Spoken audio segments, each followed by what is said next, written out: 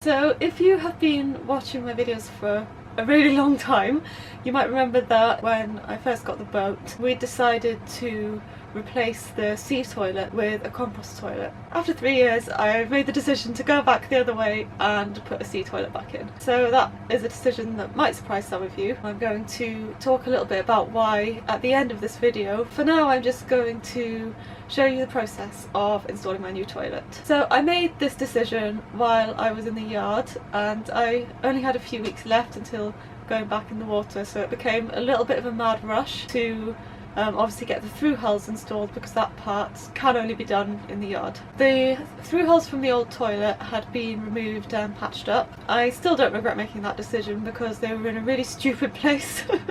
They were under the bed in the V-berth, which was just really inaccessible, and they were also gate valves, which are not good for marine use, and they were completely seized up. I decided that for my new ones I would be going with TruDesign through hulls because I just like the fact that they can't corrode. I decided to put them directly behind the toilet so that they would be much more accessible. That did mean for one of them I had to kind of cut a corner off the hanging locker. So the first step was to drill the holes. I'm sorry that some of the footage in this video is not very clear. It's quite hard to get the camera in at a good angle. I started by drilling the hole for the inlet, so first drilling a pilot hole. I tried to use a guide to make sure I went through at 90 degrees. That didn't work. So I drilled the full size hole.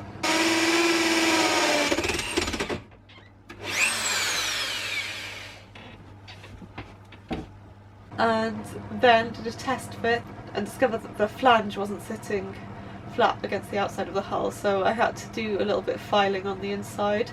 Not ideal, but not the end of the world either. Luckily the larger one went a lot more smoothly. I was feeling pretty nervous about sealing the through hulls because I hadn't done a below waterline one before, and I really did not want to risk them leaking, so I asked Nick to help me because he had done quite a few before. The hull around one of the holes was quite uneven and it was preventing the nut on the inside from being able to sit flat, so first Nick got his Dremel and kind of flattened it out a bit. Then we sanded the anti-foul off around the outside of the holes and applied lots and lots of sealant to the skin fitting.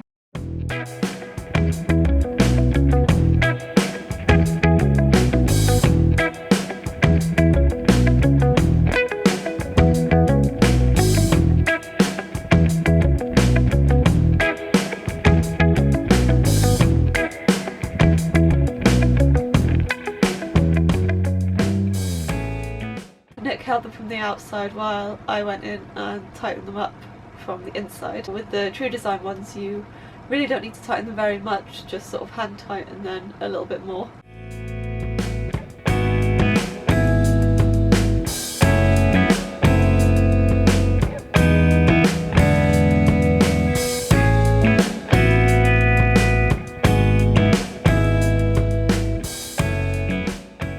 Ideally I would have fitted backing pads, but actually it turns out my hull is so thick that there wasn't enough thread left on the skin fitting to have a backing pad as well as the nut and the seacock. With the hull being so thick, I'm not too worried about not having a backing pad. We waited a couple of days just to let the seacocks cure properly, and then we attached the seacock. I let Nick do the first one just to show me how it was done, and then I did the second one.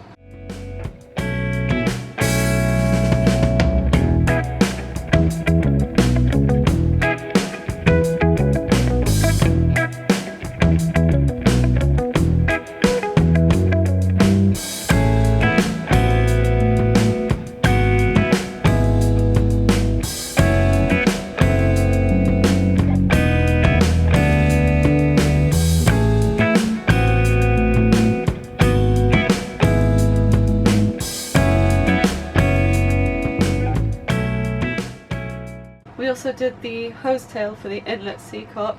Nick suggested using PTFE tape for that in case I wanted to swap it. For the outlet I had ordered a 120 degree bend, but it unfortunately hadn't arrived yet, so I eventually ended up doing it about probably a week later, and for that one I did use seacocks because it needed to be in a specific orientation.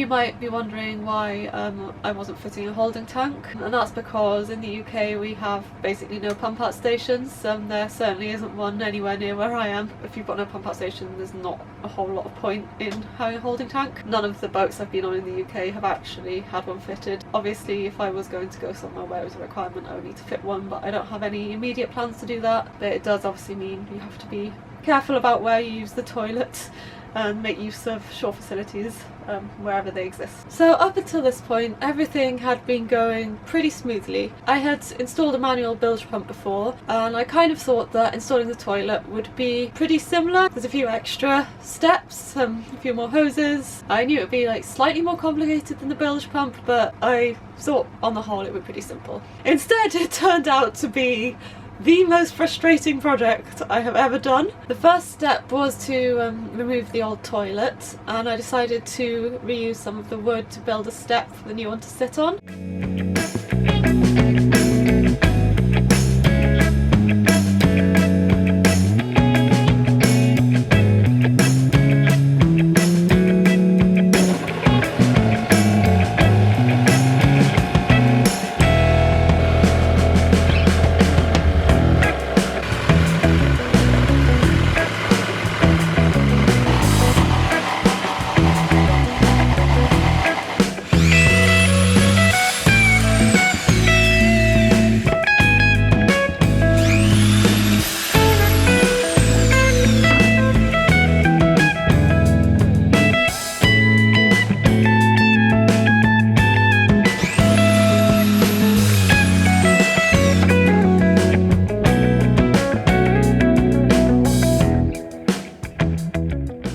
So I cobbled that together, put on a couple of coats of varnish, let it dry overnight. The next day I installed the steps, so I had to take the top of it off in order to fix down the bottom part. Attached the toilet to the top of the step using some butyl tape under the base of the toilet and then bolting it down.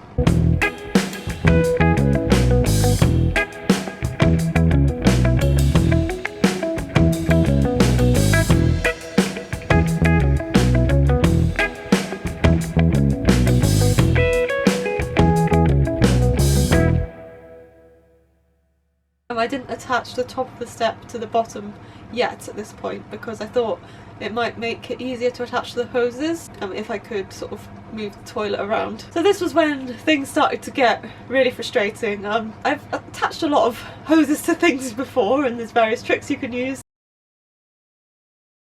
There are various tricks you can use, like a heat gun, washing up liquid. Unfortunately it turns out sanitation hose is a special kind of evil, and none of my normal tricks were working. I lost a lot of skin off the palm of my hands.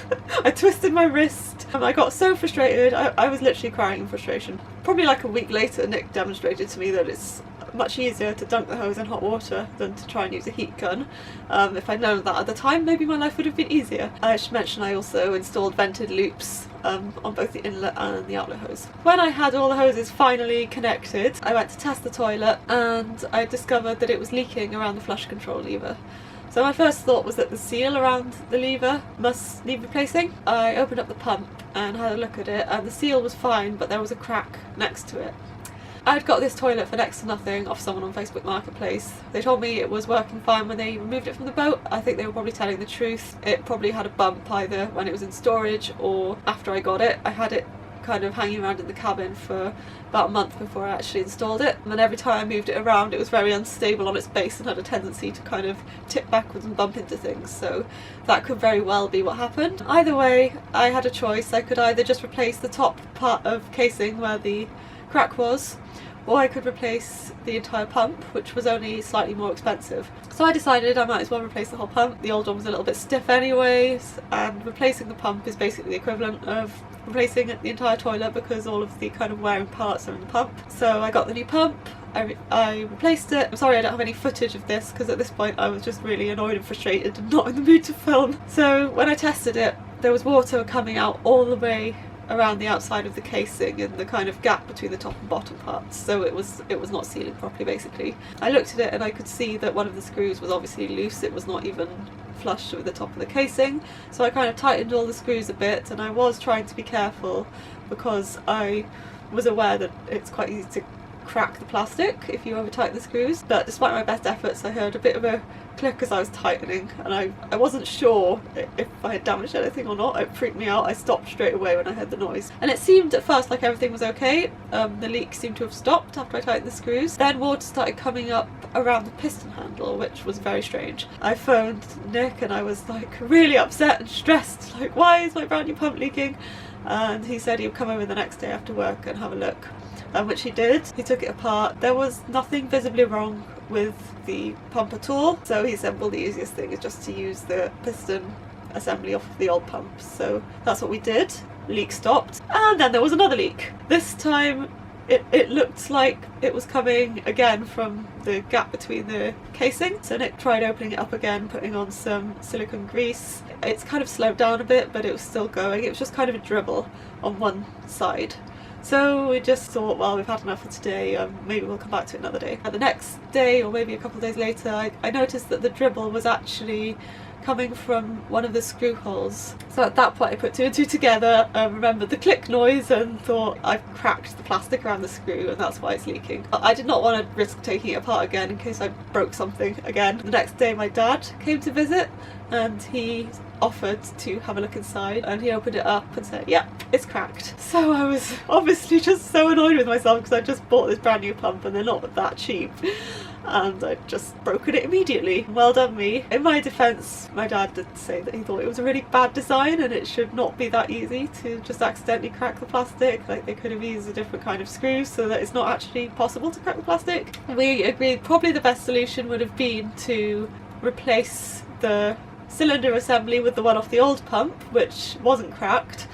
So I'd have like a Frankenstein pump made up of all kinds of bits. But we were like, well, maybe we'll do that another day. So my dad put everything back together. The really weird thing is, since then, it doesn't appear to have leaked, which is very strange. I'm guessing at some point it probably will start leaking again, at which point I will have to swap the cylinder part, but for now I'm just being grateful that it's not leaking at the moment. So that was the saga of my leaky toilet. Really annoying, frustrating project. So I'll just quickly show you the setup because I don't think it was very clear from the footage where I was working on it. So here is my toilet sitting on its little wooden base. Here's the inlet seacock, 2 hose clips, new shiny pump. In this locker is the outlet seacock. It currently only has 1 hose clip on. I am going to add another one. And then here is the vented loop for the outlet, and over here is the vented loop for the inlet. I still need to fix these somehow so they can't move around. So finally, I just wanted to quickly explain why I decided to swap away from the compost toilet. There are a lot of reasons, but I don't want this video to be too long, so I will just mention the main ones. But before I get started, I just want to say the old toilet was a DIY one.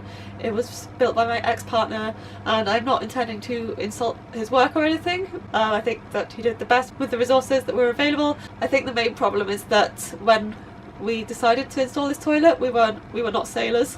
We had actually never been sailing in our lives. We bought this boat with no experience, and so we didn't necessarily think about how it might work underway. With a commercial compost toilet, a lot of people use them and they cross oceans with them and they love them and say they're great, and I'm sure they are. For this one, we basically just had open buckets. When I really started thinking about that, if you were on a rough sea, there's nothing to stop stuff from just... Sorry, this is all going to be a bit TMI, but we are talking about toilets. There's nothing to stop things from sloshing over the top of the buckets and making a big mess, which is a little bit gross. If you were unlucky enough to suffer a knockdown, you would have a big disgusting mess everywhere. And just in terms of the pee bucket needs to be emptied every day. If you had to do that while you were on passage, just the thought of trying to carry an open bucket of pee through the cabin to empty it over the side when the boat is tossing around all over the place, it's gonna spill, it's gonna get everywhere, it's gonna be disgusting. I think with a commercial toilet, the containers are kind of designed differently to be more practical. Second thing is I found the toilet quite difficult to clean, and mainly it was the separator that we used. So we bought this fancy fiberglass separator designed to make sure that the pee goes in one place and the number 2 is going in a different place. The top part of it was gel coated, which made it pretty easy to clean. The underneath was not, it was just fiberglass, and so anything that splashed on the underneath was really hard to clean off. Gets a little bit gross. Also, there was quite a lot of mess from the covering material for the back part. If you drop any, it falls down through the grate in the floor and your bilge is full of coconut fibres or whatever, so that's quite hard to clean up. Finally, compost toilets are supposed to be ventilated with a fan, at least the types that you install on boats. With the commercial ones, again, that's all done properly. With this one, the box of the toilet was not really sealed properly, there were big gaps. The fan was not able to do its job properly. The fan was also installed in a really awkward place and it kept breaking and was really difficult to replace. And one time recently it started kind of making funny noises and I went to try and swap it and the wires just fell right off in my hands and I couldn't get the screws out and it was all just a bit of a nightmare. And that was kind of the point at which I kind of did a bit of a face palm and was like, I think maybe I have to admit to myself that this isn't really working. In case anyone's wondering why I didn't try a commercial compost toilet, firstly they're very expensive, secondly I just quite simply don't have space in my head. I hope you somewhat enjoyed this video. If you enjoy watching me break things then like and subscribe for more and I'll see you next time.